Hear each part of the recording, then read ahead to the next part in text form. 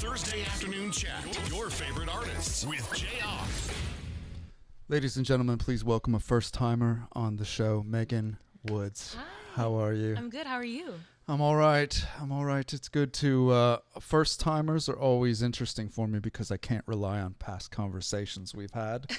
So the only conversation I have to go off of is from the door to here. So, yeah. Before we get going here, I put all your questions in a little sort of bouncy castle. Okay. And when the air starts moving, all the questions I'm going to ask you are floating past your face. There's real money in there. There's fake money. There's Publix coupons. You just reach out and grab. But I'm just now seeing you've worked very hard on your hair. And I feel like it's going to be a cat 4 by the time you're done. And totally. so I am going to give you the option. Do you want to go in or do you want to send one of us in? It looks like maybe Steve wants to go in. Steve, you're being called out to go into the... Okay, so we're going to have to give Megan's mic to Steve. There's a GoPro inside of this thing, so people will be able to go see Steve grabbing the questions that you'll end up answering, Megan. It's so funny. Okay, so you can see it blowing up here. Yes. We were nervous about this when we set it up. Like, what if somebody comes in that's all done up and their hair looks nice? Like, they're never going to want to go in. So we were prepared that maybe Steve would have to go Steve's in or I. volunteer. Yeah. Hello! 3, 2, 1.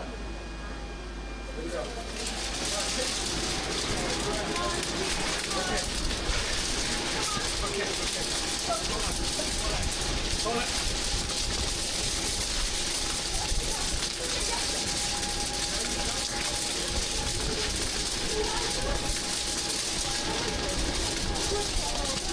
I got $100. I got $100. I got $100.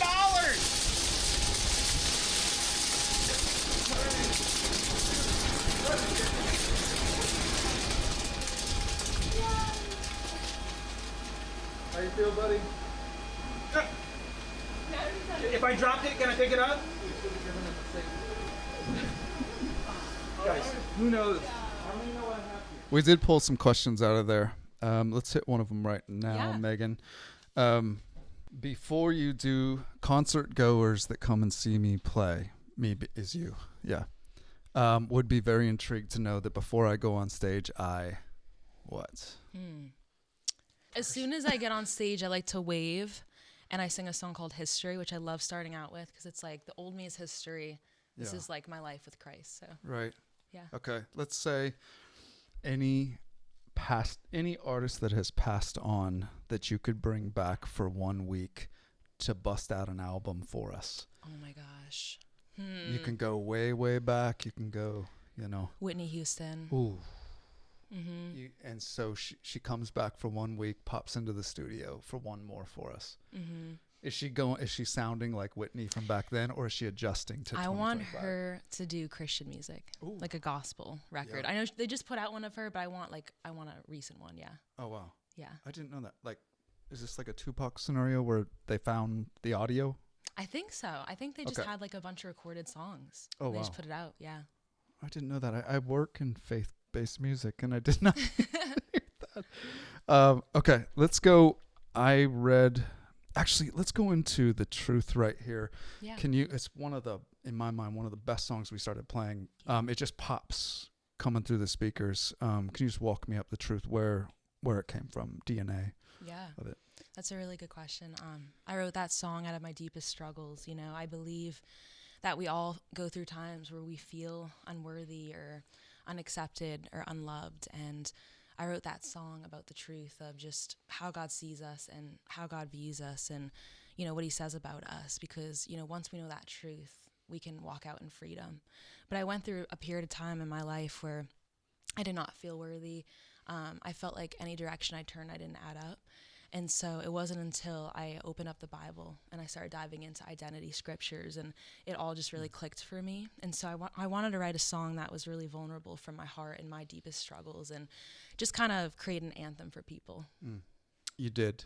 Thank you. I read, first of all, let me just tell you, my son's name is Boston. That is so And I cool. read that you are from Northern Mass. I am. And I was wondering if you could give us your best, Like, can you go there if somebody had you go there? With the accent. Let's just say if you ended up parking your car somewhere near Harvard, and you use your credit card, like, how would you say that as a dock worker? I'll say, I love Dunkin' Donuts, and I'm gonna park my car in the Harvard yard. My favorite football player is Tom Brady. Okay. That's what I would say. All right. Good. How close were you to that world, or were you further towards like Vermont or New Hampshire. New So Hampshire. actually, I like literally live like a minute from New Hampshire. Oh wow, so yeah, you wouldn't have right on the heard line. that. Actually, believe it or not, I do all the time. Oh, really? Yeah, because I'm always at the airport. Okay. So I feel like I hear the accent a lot. And then you've been traveling now for quite a long time, so sometimes you like you forget like, oh, that's normal for me. Yeah. But you've been on the road for so long now, maybe that Yeah. it's like, when does it kick back in? Oh, that's home. When you hear, Yeah, it's like a punch in the face when I'm home. oh yeah, Yeah. Hey, give me your credit card. You Yeah. know, like, and it's like, oh. No, it's actually so funny because I actually lost my accent. I was just talking about this with someone last night. I'm like listening to an old video of me from 3 years ago, and I'm like, I lost my accent. Oh. But it's a good thing because, you know, Yeah, it was a little it too does. much sometimes. Who is it sometimes the rest of the country can't handle some of those. Yeah. Like, I think it was Britt Nicole has this deep Southern, like South Carolina accent. Yeah. She's like, when she would go out to California, they didn't know how to handle that drawl, that they would say, "Are you from Australia?" Yeah. Because it was so foreign to them, that Right. thick. And I can't even imagine what somebody would do with a thick Boston. It's so funny. Yeah. Well, my manager's wife, she's from New Jersey, and she has like the thickest New Jersey accent. So when we're together, it's like, I don't even know what comes out of me. It's like this Boston mixed with New Jersey accent that comes out of me. So it's funny. Let's go with the past few months, something that has been stirring in you that you never wrote about, but you can already tell. I feel like I could write a song about what has been brewing lately. Yeah. Well, 7 months ago, I walked through a really hard season of my life personally. And, you know, I was having a really hard time believing that I was going to get through it, you know, and, you know, God promises us that he never leaves us nor forsakes us. And so I really have been actually in the writing room a lot recently. So I've been writing from that place. And I actually wrote a song that should be out soon, kind of through that time. And it's just a reminder that, like, Lord, I believe you, that I'm going to get through this, like, that my story isn't over. And I'm going to put my trust in you. Good. And we'll know it when we hear it. Yeah. Yeah. Talk to me about the first time your mother heard you sing publicly for the first time, or sing ever? Sing kind of face to face. Okay. So growing up, I would sing since I was like 4 years old around the house, but like my mom just thought it was a phase. So I'd be like in my bedroom singing, and I was a little shy about it. And so one vacation, we were in Disney World, and there's a thing back then called the American Idol Experience in Disney. And I wasn't old enough. I was only like 11 years old, but I just went up to the producer and I'm like, can you please let me audition? Like, I know I'm not old enough, but like, I felt like so bold in the moment. And my mom was super shocked because she thought like I was so shy. And so they brought me in and I auditioned, and my mom like literally heard me audition for the first time and sing face to face. Wow. And the producer was so encouraging. Like, they gave me like a VIP pass to it. And that was the first time in my life where my mom just really realized like, wow, like maybe there is something here. Let me sign up for vocal lessons. So wow. yeah, that was a huge moment in my life. Yeah, my moment at that wasn't the same. They asked me not to come back. And I was going to ask you about just kind of before you got into music, to pay the bills. It reminded me of Sinead O'Connor once worked before she passed away. When she was younger, before anybody ever knew Sinead O'Connor, she worked at a restaurant in Dublin. And that yours is, you had a similar, or you ended up working at was it a singing restaurant? Is that right? So it was actually an Italian restaurant, but the owners were super musical. So it was totally the Lord back then, because it really got me out of my shell, because I was in the kitchen, like picking up, you know, plates of food, but then we'd be singing in the kitchen, and it actually opened up a door for me to play my own restaurant gigs. So before I moved to Nashville, I was playing restaurant gigs like every week, just with my keyboard, and that's how I kind of started. Yeah. Do you, with a tip jar, do you put, like, there's a thing where if you put like 20s in, it's like, what's it called? The tap. It starts a tap going where you're like, if you put bigger amounts in, Yeah. it leads. Did you do that? I actually never did. But that would have been a really clever idea. Yeah, I think Matthew West used to play coffee shop gigs, and his parents would show up and put like That is 20s so and genius. 10s in.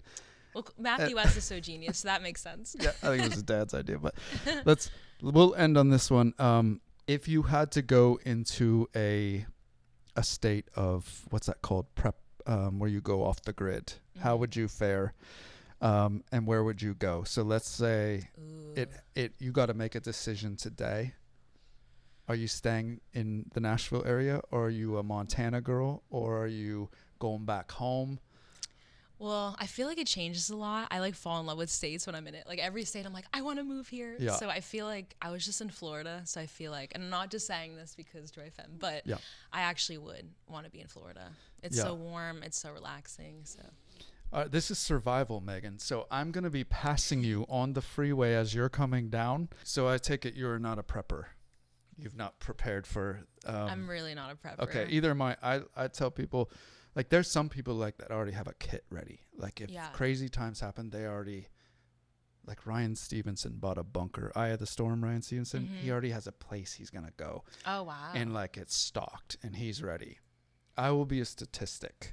They will say... He didn't stand a chance. Yeah. So, like, it sounds like you and I will be... Oh, no. I'm not prepared at all. Yeah. I'm, like, very not prepared ever. I will share whatever I have, but it's going to be a lot of canned goods. Yeah. And then when they're gone, they're gone. Yeah. No, literally. And what spring 2025, what do you have coming? Tours, anything like that? So I'm actually going on tour in 3 weeks with Big Daddy Weave and Ben Fuller, and it'll be my first ever tour officially. Oh. Yes. I need to tell you something about Mike Weaver.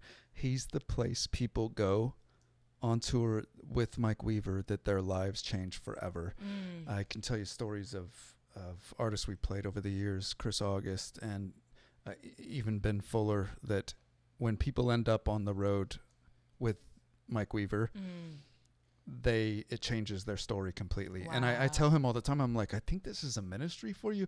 Whoever you bring on the road, they just change.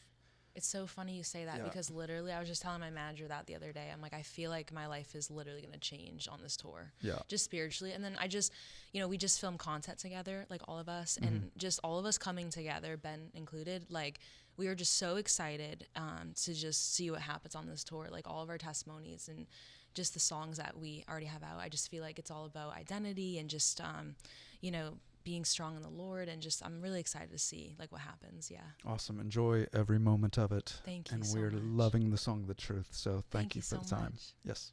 The Thursday Afternoon Chat. Your favorite artists with Jay Off.